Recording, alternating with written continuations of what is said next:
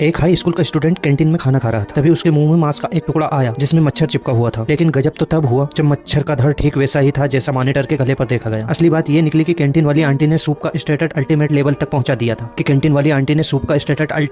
पहुंचाने के लिए अपने ही बेटे का सिर सूप की सामग्री में डाल दिया था। सिर्फ 2.5 साल की धीमी आंच पर उबालने के बाद एक जबरदस्त स्वाद वाली लुआ सिफन घोंगा नूडल्स तैयार हो चुकी थी। उसकी खुशबू इतनी जोरदार थी कि पूरे शहर के स्टूडेंट खींचे चले आए। देखते ही देखते दर्जनों स्टूडेंट लाइन में लग गए। यहाँ तक कि एक अमेरिकन फूड ब्लॉगर भी आ गया रिव्यू करने। अब सब लोग जानना चाहते थे कि आंटी आखिर इस सूप में डालती क्या है। तभी ब्लॉगर ने सोचा कि मैं ये राज जानकर रहूंगा और उसने लाइव स्ट्रीम पर सब कुछ दिखाने की ठान ली। मौका देखकर जब आंटी वॉशरूम गई, ब्लॉगर चुपके से किचन में घुस गया और चम्मच से सूप के नीचे से कुछ निकालने की कोशिश करने लगा। लेकिन ब्लॉगर कुछ समझ पाता उससे पहले आंटी उसके पीछे खड़ी हो गई। ब्लॉगर ने ठान लिया चाहे जो हो जाए वो सूप का सच जानकर रहेगा। दोनों में खींचतान हो गई और पूरा सूप नीचे गिर गया। सारे मसाले और सामग्री जमीन पर बिखर गए। वहाँ ढेरों कुत्तों की हड्डियां दिखी क्योंकि थाईलैंड में कुत्ता खाना गैर कानूनी है। स्टूडेंट का तो खाना तक उल्टा पड़ गया। किसी ने सोचा भी नहीं था कि इतनी स्वादिष्ट लुआ फिशन कुत्तों की हड्डियों से बनी थी। आंटी ने जल्द से असली सामग्री छुपा दी। अगले दिन हेल्थ डिपार्टमेंट ने जांच शुरू कर दी और कैंटीन को बंद करवा दिया। लेकिन इसी बीच आंटी के दिमाग में फिर एक नया पागल आइडिया आया। इस बार फिर से आंटी ने स्वाद बढ़ाने के लिए ब्लॉगर का सिर इस्तेमाल करने का सोचा और वही ब्लॉगर उस सूप का सच उजागर करने निकला। लेकिन उसे सिर्फ कुत्तों की हड्डियां ही मिली। उसे लगा कि कहीं कोई और खतरनाक सामग्री छुपाई गई है, इसलिए वो रात को चोरी छुपे फिर से किचन में पहुंचा। अंदर जाकर उसे एक काला और अजीब सा बोरा दिखा। ब्लॉगर को लगा शायद यही असली सामग्री है। जैसे ही उसने उसे खोला, अंदर एक लड़के का सिर था। ब्लॉगर डर के मारे भागने लगा, लेकिन तभी एक बिना सिर का भूत रास्ता रोक लेता है और आंटी भी धीरे धीरे सामने आ जाती है। और तब खुलासा होता है कि वो भूत कोई और नहीं, आंटी का बेटा ही है। फिर आंटी हाथ हिलाती है और बिना सिर वाला भूत चुपचाप चला जाता है। असल में आंटी अपने बेटे को उबाल चुकी थी और अब उसकी आत्मा को बंदी बनाकर रखती थी। ब्लॉगर को यकीन नहीं हो रहा था कि इतने स्वादिष्ट नूडल्स इंसानों के मांस से बनाई जा रही थी। डरा हुआ ब्लॉगर गिड़गिड़ाया और आंटी से कहता है कि वो किसी को नहीं बताएगा। लेकिन आंटी को दया नहीं आती और सीधे उसे मारकर बना देती है। अगला सीक्रेट, अब ब्लॉगर भी आंटी की नूडल्स का हिस्सा बन चुका था। कुछ ही समय में कैंटीन को फिर से परमिशन मिल जाती है और कारोबार फिर से धड़ल्ले से शुरू हो जाता है।